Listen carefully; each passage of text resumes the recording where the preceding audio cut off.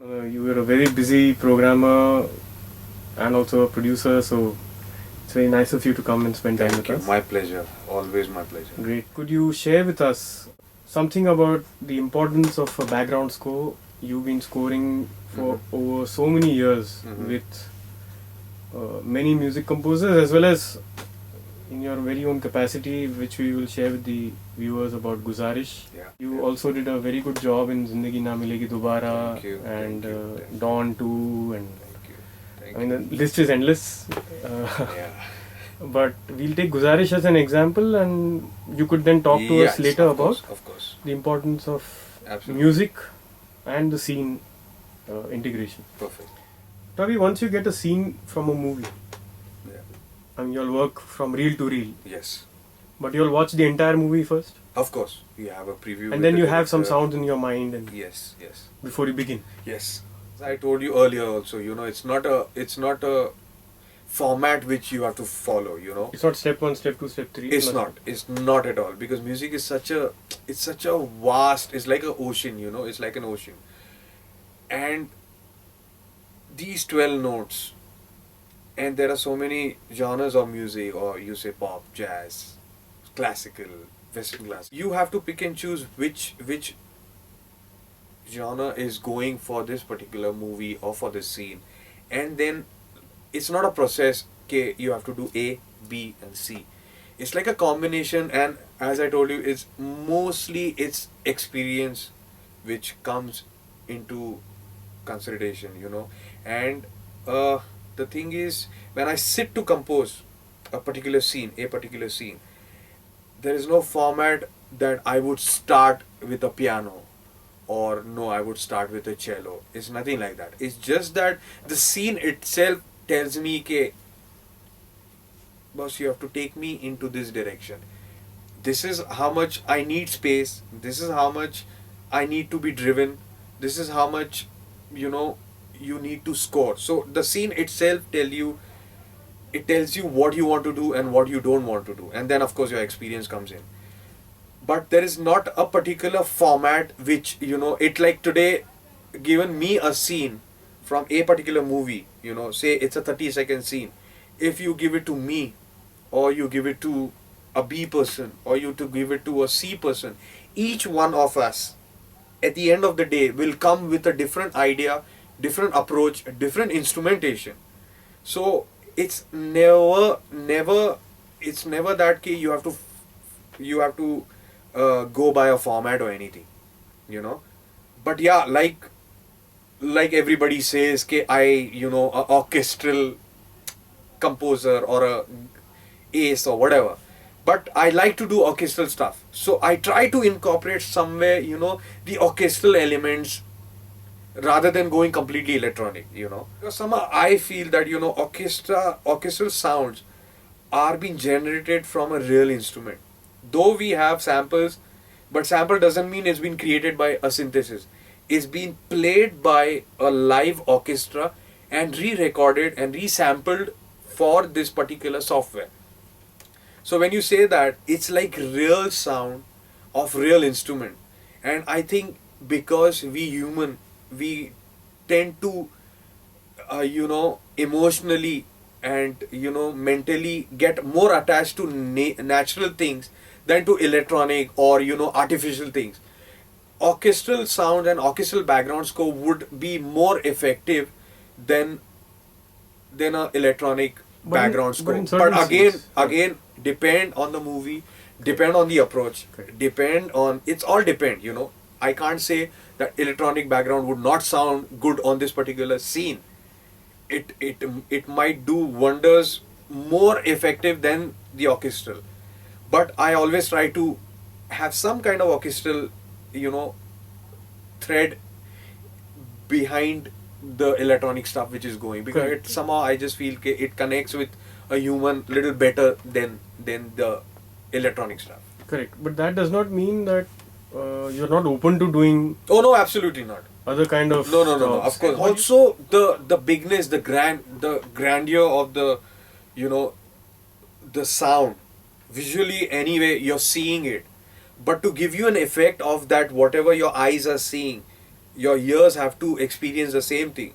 So with a huge orchestra, you know, a 150-piece orchestra with a 80-piece choir, it's like a humongous sound, a wall of sound, you know, which kind of gives you that bigness. Of course, you get from electronic also, but for me, background score is mostly driven by orchestra than electronic.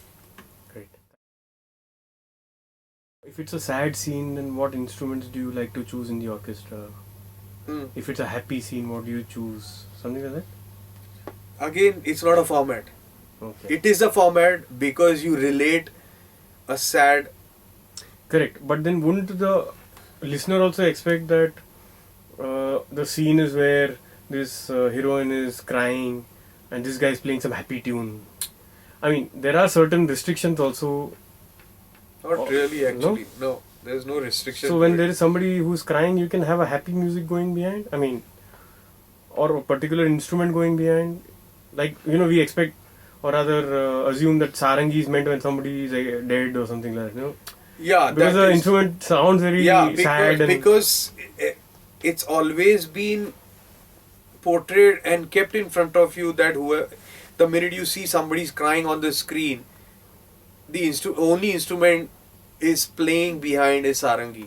Or So if that it's is a why love you making scene, then saxophone is played. Exactly. It's become a standard way of approaching a scene. It's become a very yeah, exactly. So you also follow the same. Not really, not really. I would not fall in that category of, you know, approaching the music that way, because it's like sarangi is such a lovely instrument, is not to be only played when somebody's crying or somebody's dead.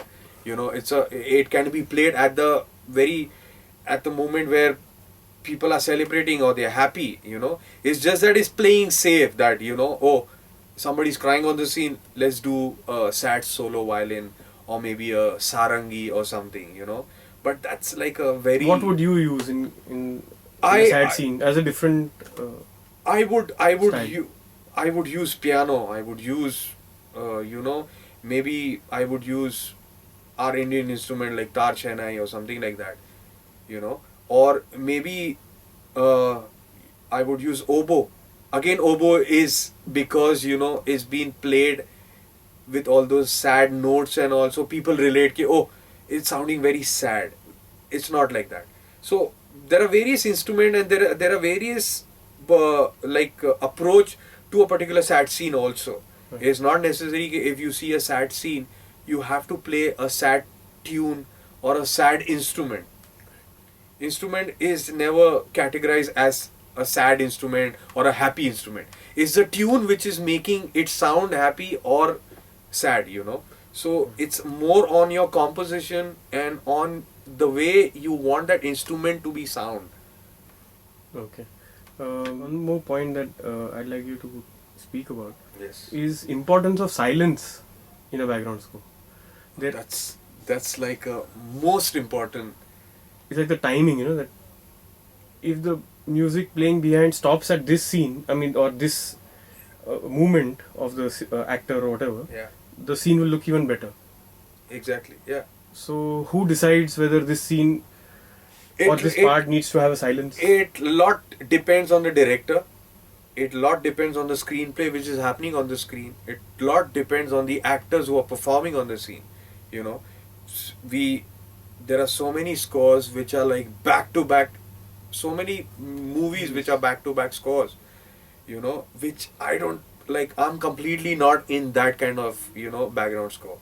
I like to have space. I like to have silence where, you know, you're just playing with ambient sounds, like realistic sounds, like a city or a, you know, whatever is happening on the screen, that way. But there are so many movies where you see from the start go right till the end of the movie, there's background. Correct. Even Hollywood, they've done, like, if you see the last Pirates of the Caribbean, I think Hans Zimmer must have kept 20-second max 20-second pause as a no music. Otherwise there is background score back to back. But then that is a movie which requires that kind of score, that kind of sound underneath right through the film, you know. But whereas our movies are not made like that. Our movies, if you're talking about Dawn, or if you're talking about movies which are, you know, spy oriented, or there are a lot of chase sequences and all, I understand.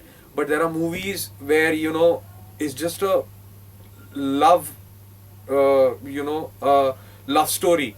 Like say Zindagi Naa Milegi Dobara, some moments. Even in that. Zindagi Na Milegi Dobara has a very minimalistic score at the right places at the right time. It's not filled with score.